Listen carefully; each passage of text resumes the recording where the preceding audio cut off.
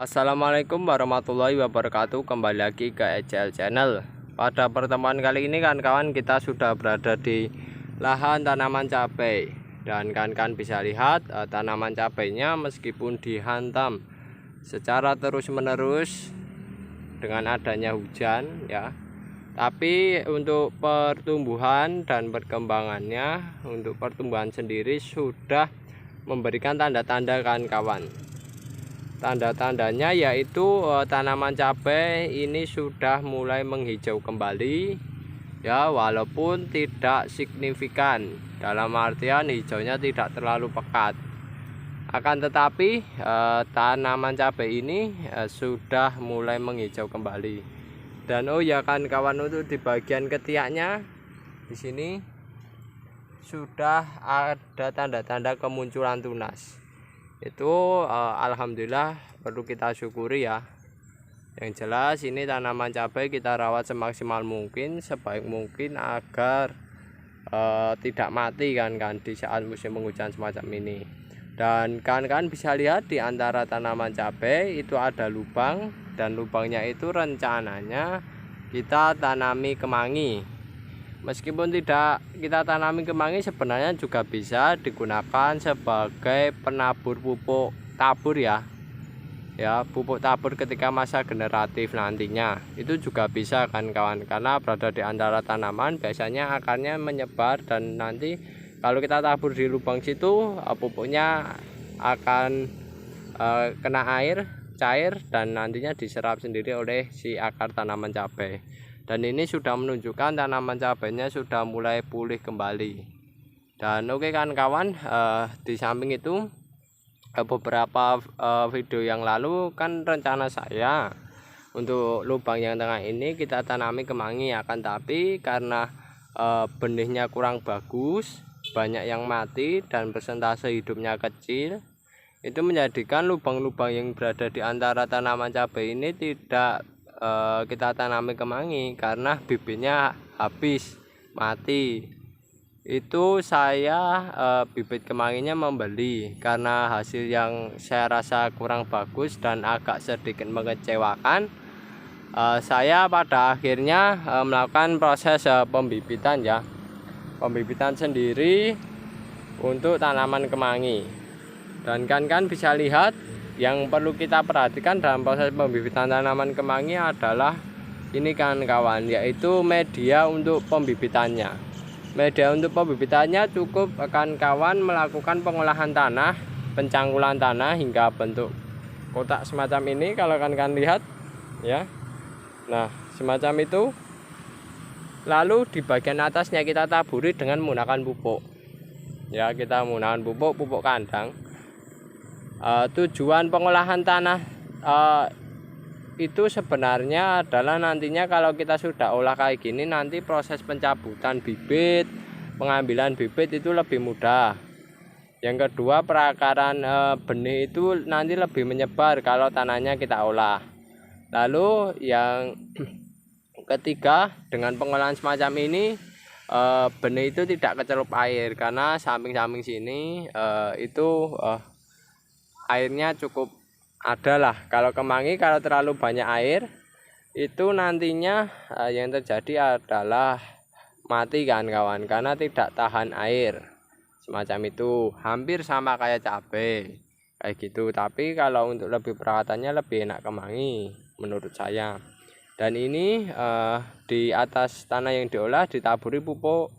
Tujuan penaburan pupuk ini yaitu sebenarnya adalah memberikan nutrisi untuk benih-benih tanaman kemangi ya, semacam itu. Lalu di sisi lain kan kawan, pemberian pupuk ini untuk jangka panjangnya itu juga menjaga tanahnya agar tidak terdegradasi unsur haranya kan kawan, semacam itu. Sehingga perlu disuplai dengan penggunaan pupuk. Pupuknya tidak perlu yang mahal, yaitu dengan pupuk kandang ya, pupuk kandang yang diperoleh dari kandang masing-masing kan kawan. Kalau ini kami diperoleh dari kandang domba semacam itu.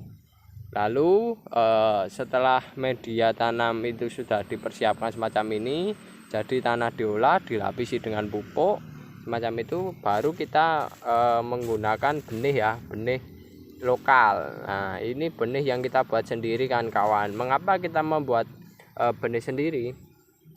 Sebenarnya pembuatan benih sendiri ini tujuannya adalah untuk mengurangi biaya yang kita keluarkan. Sebenarnya beli benih hibrida juga ada, akan tetapi permasalahannya adalah kalau benih hibrida kita harus mengeluarkan biaya. Dan ini musim dimana resikonya tinggi kan kawan. Kalau biaya yang keluar cukup banyak, nah itu yang membuat kantong kawan-kawan tipis semacam itu. Kami pun ini juga memanfaatkan benih lokal sajalah, yang penting tumbuh bisa menghasilkan dan biayanya ditekan untuk musim saat ini, karena musim saat ini musim menurut kami musim yang sulit ya dibandingkan musim kemarau semacam itu. Lalu setelah benih kita rempeli ya, kita kayak gini, kita sebar saja kan kawan ke bedengan tanaman, bedengan media tanam ya, yang ingin dijadikan sebagai tempat pembibitan semacam ini. Nah, cukup kita sebar gini aja kan kawan.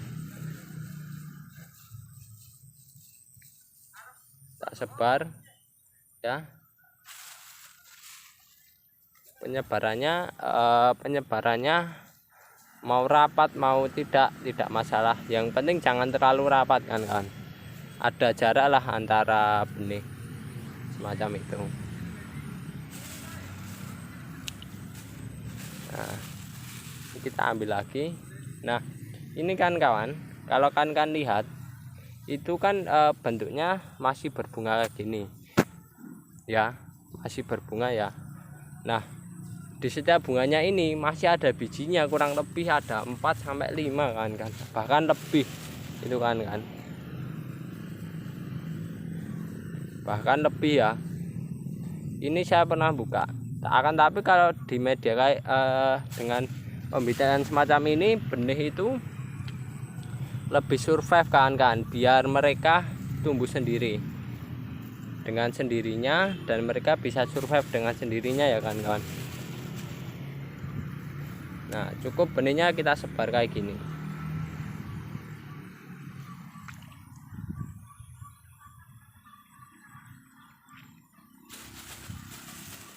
Benihnya kita sebar hingga kondisinya merata kawan-kawan.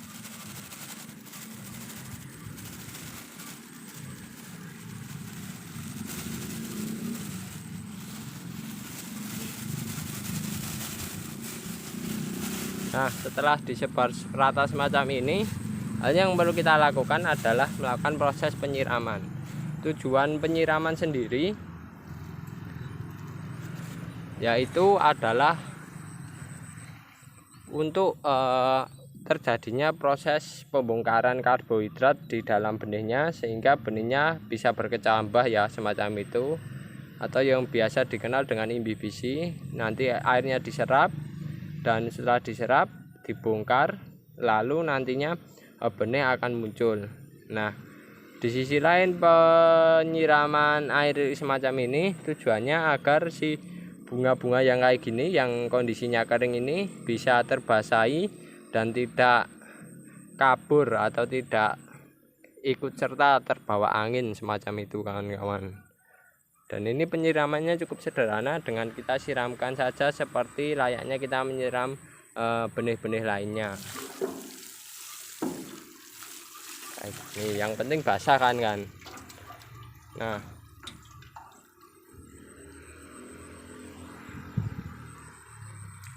setelah basah kayak gini, nantinya kita tunggu beberapa hari, nanti akan muncul bibit dari kemangi kan kawan. Dan jangan sampai medianya kering ya kawan, pastikan medianya harus selalu basah. Oke kan kawan, itu dulu bagaimana cara melakukan pembibitan benih tanaman kemangi yang kita lakukan sendiri dengan benih lokal. Jika ada kekurangan maupun kesalahan dalam pembuatan video, kami mohon maaf yang sebesar-besarnya. Saya akhiri, wassalamualaikum warahmatullahi wabarakatuh.